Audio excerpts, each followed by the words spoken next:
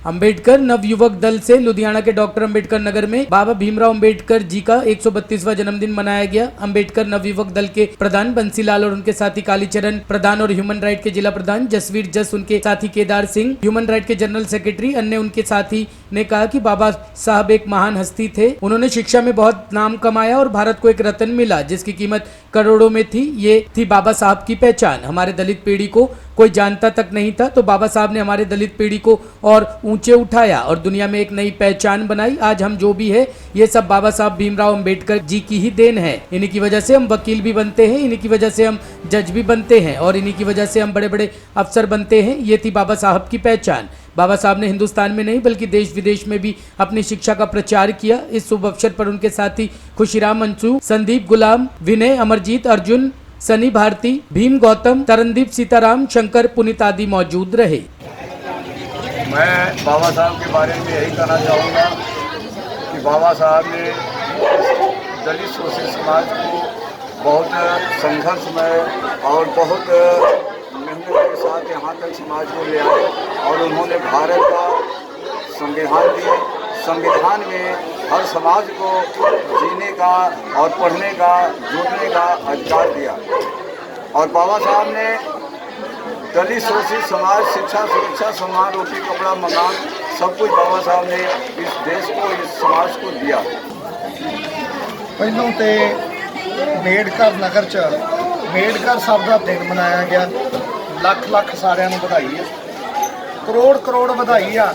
ਇਹ ਜਿਹੜਾ ਦਿਨ ਆ ਇਹ ਮਨਾਇਆ ਗਿਆ ਕਿ ਇਹ ਜਿਹੜਾ ਦਿਨ ਆ ਸਦਾ ਵਿਦੇਸ਼ਾਂ ਵਿੱਚ, ਇੰਡੀਆ ਦਾ ਸੰਵਿਧਾਨ ਲਿਖਿਆ ਬੱਚਿਆਂ ਨੂੰ ਪੜ੍ਹਾਈ ਲਿਖਾਈ ਕਰਨ ਦਾ ਨਾਰੀ ਜਿਹੜੀ ਹੀ ਉਹਨੂੰ ਇਦਾਂ ਸਮਝਿਆ ਜਾਂਦਾ ਸੀ, ਬੰਦੇ ਦੇ ਬਰਾਬਰ ਨਹੀਂ ਸਮਝਿਆ ਜਾਂਦਾ।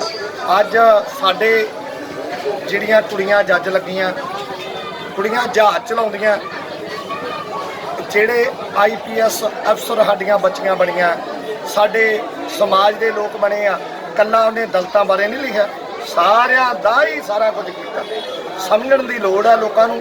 ਕਈ ਉਹ ਸਾਰਾ ਇਹ ਸੰਵਿਧਾਨ ਤੇ ਦੁਨੀਆ ਚੱਲ ਰਹੀ ਆ, ਜਿੰਨਾ ਸੰਵਿਧਾਨ ਲਿਖਿਆ ਉਹਦੇ ਮੁਤਾਬਕ ਸੰਸਾਰ ਜਿਹੜਾ ਇੰਡੀਆ ਸਾਰਾ ਉਹਦੇ ਮੁਤਾਬਕ ਚੱਲ ਰਿਹਾ।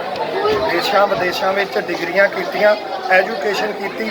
ਐਜੂਕੇਸ਼ਨ ਦਾ ਵੀ ਅਧਿਕਾਰ ਜਿਹੜਾ ਦਲਿਤ ਸਮਾਜ ਨੂੰ ਤਾਂ ਦਿੱਤਾ ਹੀ ਨਹੀਂ ਜਾਂਦਾ, ਜੋ ਅੱਜ ਸਾਰੇ ਸਮਾਜ ਦੇ ਅੰਦਰ ਜਿਹੜਾ ਹੈਗਾ ਵਾ ਐਜੂਕੇਸ਼ਨ।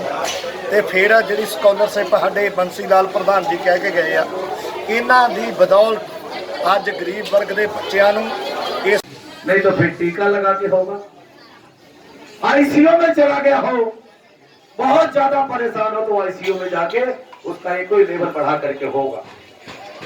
और मैं समझता हूँ ये हमारी जो महिलाएं हैं, इन लोगों ने जिस महा शख्सियत का आप जन्मदिन मना रहे हैं, उस शख्सियत ने इस लुधियाना की धरती पर पैर रखे। परम पूज्य बाबा साहब डॉक्टर भीमराव अंबेडकर सन 1951 में जब पंजाब की धरती पर लुधियाना जैसे दो नगरी के बीच में आए और उस टाइम जो बाबा साहब अंबेडकर की बनाई हुई पार्टी थी, रिपब्लिकन पार्टी ऑफ इंडिया, लुधियाने से उनका MLA बना। उस MLA का नाम था अजीत कुमार। हाँ जी, शायद काफी कुछ लोग जानते हैं। वहां पर इन हमारी बहन बेटियों ने, महिलाओं ने 14 अप्रैल को, मैं इनका कितना धन्यवाद करूं कम है, जब लोगों के घरों से किसी के धूप न लग जाए, AC में रह जाए, कोई देख न ले, उस टाइम में हमारी बहनें, हमारी बेटियां 14 अप्रैल को कड़कती धूप में, कोई बसों में गर्मी में, और बसों में तो 2, 4, 10 बसें, 15 बसें रही हैं, लेकिन जो गाड़ियों में कोई पिकअप था, कोई छोटा हाथी था, आपके सम्मान को बचाने के लिए, आपके संविधान को बचाने के लिए परम पूज्य बाबा साहब अम्बेडकर को श्रद्धांजलि भेंट करने के लिए आपके सम्मान में रोड पर निकली थी। कहा बहुजन के सम्मान में हमारी महिलाएं मैदान में, इन्होंने खुद हमें सम्मान दिया है, इनका बधाई कौन दे सकता है। आप लोगों ने देखा होगा, हमारे कुछ साथी भी बता रहे हैं कि उस दिन बहुत सारी जयंतियां मनाई गई। आम आदमी पार्टी ने मनाई, लगभग कांग्रेस ने भी मनाई, अकाली दल ने मनाया, बहुजन समाज पार्टी ने मनाया, लोकल लीडरशिप ने मनाया, अलग अलग गांव में पिंड लेवल पर, बूथ लेवल पर भी मनाए गए, मोहल्ले में तो मनाए ही गए। लेकिन इन बहनों ने, हमारी बेटियों ने, जो पंजाब में खास करके औद्योगिक नगरी, हो सकता है कि चंडीगढ़ राजधानी हो, लेकिन हमारा मानना है पंजाब का मैनचेस्टर, पंजाब। आज हम सब यहाँ पर बैठे हैं। मुझे ना, मैं एक पहले अपने बारे में थोड़ी सी जानकारी देती हूँ। मेरा नाम संगीता प्रेमी है। मैंने graduation B Ed plus post graduation करी है और डॉक्टर बी.आर. अम्बेडकर जी की वजह से हम इस उन्हें उन हालातों से गुजरना पड़ा, इतने बुरे हालातों से गुजर कर उन्होंने हमें ये राइट दिया संविधान के द्वारा। हमारे घर के हालात इतने बुरे नहीं थे, पर फिर भी आर्थिक रूप से वो हालत नहीं थी उस समय पिताजी की, जिन हालातों में उन्होंने रहकर हमें इस काबिल बनाया। आज दुख होता है सिर्फ इस बात का कि आज हम मम्मी पापा से जिद कर लेते हैं कि हमें 5000 की ड्रेस चाहिए, पापा मुझे वो क्रॉप टॉप चाहिए या फिर गाउन चाहिए, या फिर बॉयज कहते हैं कि मतलब टॉमी दिया शर्टा एना कर मानी चाहिए नहीं, ठीक है। अगर हम माँ बाप से जिद करके, मैं एक टीचर हूँ इस समय, श्रीमती ज्ञान देवी बाबा सीनियर सेकेंडरी स्कूल में पढ़ा रही हूँ, और हमारे प्रिंसिपल सर के सामने भी कई पेरेंट्स हमारी सोसाइटी के आकर रोते हैं, तो हमारा दिल भी रोता है।